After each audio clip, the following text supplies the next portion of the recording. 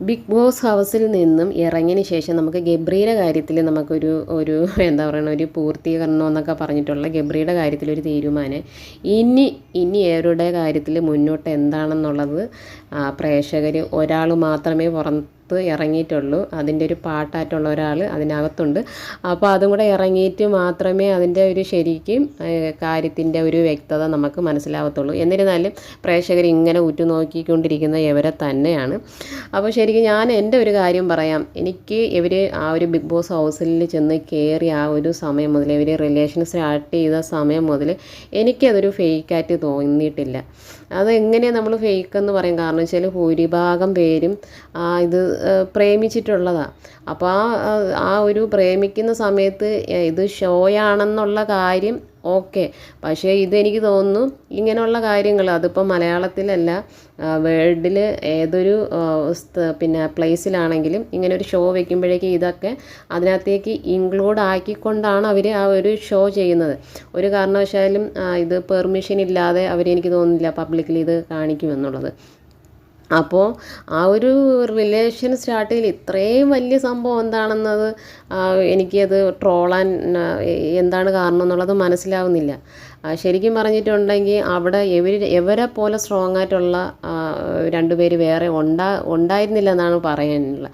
ഇനിയിപ്പോൾ ഗബ്രി ഇറങ്ങിയ ശേഷം ഇനിയിപ്പോൾ അധികം കമൻസുകൾ വരും. ഗബ്രി അതിനകത്തേക്ക് ഉണ്ടായിരുന്നെങ്കിൽ എന്നുള്ള പല കമൻസുകളും ഇനി വരും. എനിക്ക് തോന്നുന്നു ഒരു 1000 കമൻസ് ഇടുന്നതിൽ ഒരു ഭൂരിഭാഗം കമൻസും ബാഡായിട്ടുള്ള കമൻസാണ്. ഇനിയിപ്പം തോന്നുന്നത് ഇനി വരുന്ന എപ്പിസോഡിൽ ഗബ്രി അതിനകത്തേക്ക് ഉണ്ടായിരുന്നെങ്കിൽ ബിഗ് ബോസ് ഒരു ഓളം ഉണ്ടായിരുന്നേനെന്നുള്ള കമൻസുകൾ പുറകെ വരുമായിരിക്കും. കാരണം വെച്ചാൽ ഇപ്പം അവിടെ ഉള്ളതൊക്കെ കണക്ക് തന്നെ. ജിൻഡോ ഒക്കെ ഗെയിം ചെയ്യുന്ന ആളുകളാണെങ്കിലും ഒരു ഓളത്തിന് ഗബ്രി തന്നെ അവിടെ വേണം എന്നുള്ളതൊരു റിയാലിറ്റിയാണ്.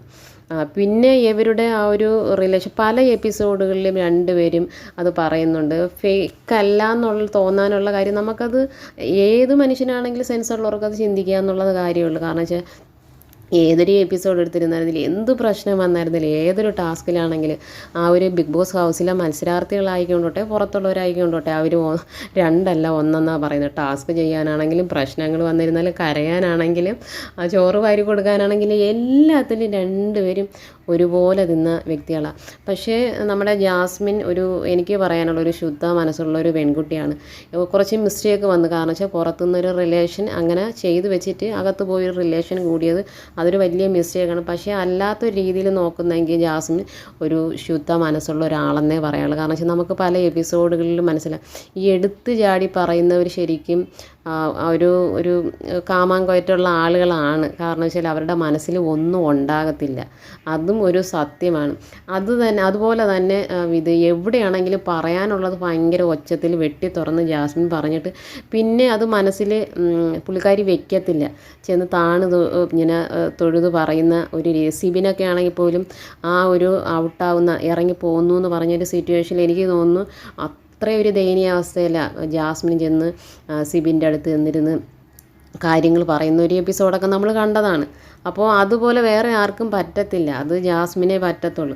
പിന്നും ഇത്രയും ട്രോളുകൾ ഏറ്റുവാങ്ങുന്നത് എന്താണെന്ന് എനിക്ക് മനസ്സിലാവില്ല. കാരണം വെച്ചാൽ ഒരു പ്രണയം ഉണ്ടാവുന്ന സമയത്ത് അത് പ്രണയിക്കുന്നവർക്ക് മനസ്സിലാവും. ആ ഒരു കൂടെ നിൽക്കുന്ന ഒരാൾ ആണായിക്കൊണ്ടോട്ടെ പെണ്ണായിക്കൊണ്ടോട്ടെ അവരുടെ അടുത്തുനിന്ന് കുറച്ച് ദൂരേക്കോ അല്ലെങ്കിൽ കുറച്ച് നാളത്തേക്കോ മാറി നിൽക്കുമ്പോൾ ഇങ്ങനെയൊക്കെയല്ലേ ചെയ്യത്തുള്ളൂ. പക്ഷേ അതിനെന്തിനാണ് ഈ ഒരു ആക്ടിങ്, ഇത് അവളുടെ ഇത് കള്ളക്കരച്ചിലാണെന്നൊക്കെ അതിനകത്തേക്ക് പറയുന്നതിൻ്റെ ലോജിക്ക് എനിക്കിത് മനസ്സിലാവാത്തതുകൊണ്ടാണ് കേട്ടോ. കാരണം വെച്ചാൽ ഇത് ജാസ്മിൻ്റെ വീഡിയോസൊക്കെ ഞാൻ ഇപ്പോഴാണ് കാണുന്നത്. സത്യം പറഞ്ഞിട്ടുണ്ടെങ്കിൽ ഈ ബിഗ് ബോസ് ഹൗസ് വന്നതിന് ശേഷമാണ് ജാസ്മിൻ്റെ വീഡിയോസ് ഞാൻ കാണുന്നത്. അതുകൊണ്ട് ആ പുള്ളിക്കാരിയായിട്ട് നമുക്ക് പക്ഷേ നമ്മളൊരു റിയാലിറ്റി പറയണമല്ലോ എന്താണ്.